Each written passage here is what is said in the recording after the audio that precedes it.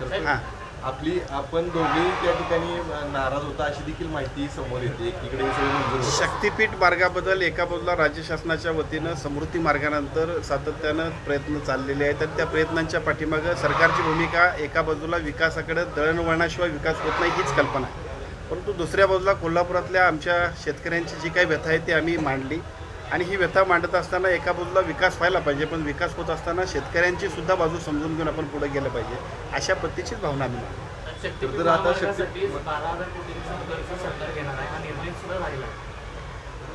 शक्तीपीठ मार्ग असेल, समृद्धी मार्ग असेल, वेगवेगळ्या पद्धतीच्या दळणवळणाच्या सगळ्या कनेक्टिव्हिटी जोडणं हे सरकारचा प्राधान्यक्रम आहे. पैसे उपलब्ध करणं हे फार महत्त्वाचं नाही, परंतु त्याच्यानंतर ते काम होत असताना सुद्धा जे स्टेक होल्डर्स आहेत त्यांनासुद्धा त्याच्यात विचारात आणि विश्वासात घेतलं पाहिजे आणि मला असं वाटतं त्या पद्धतीची प्रक्रिया होऊनच निश्चितपणाने पुढं सुद्धा सरकार जाईल. कर्जाबाबत काही असं काही झालं नाही. प्रश्न कर्जाचा नाही. सरकार 6.5 लाख कोटी रुपयाचं बजेट दरवर्षी सादर करतं. त्याच्यासाठी 12,000 कोटी महत्त्वाचे नाहीत. शासन हे राज्याच्या हिताच्या दृष्टीनं, नागरिकांच्या विकासाच्या दृष्टीनं सातत्यानं काम करत असताना त्यातलाच तो भाग आहे. त्याच्याबद्दलची फारसं महत्त्व नाही.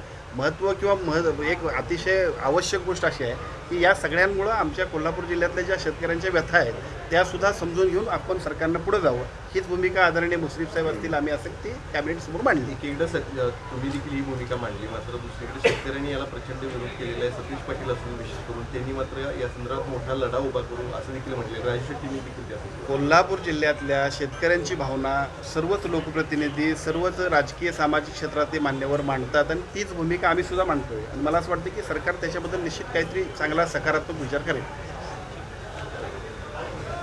10वी नंतरच्या डिप्लोमा इंजिनिअरिंग करिअरसाठी सर्वोत्तम पर्याय doctor DY Patil polytechnic, Kasba Bawda, Kolhapur.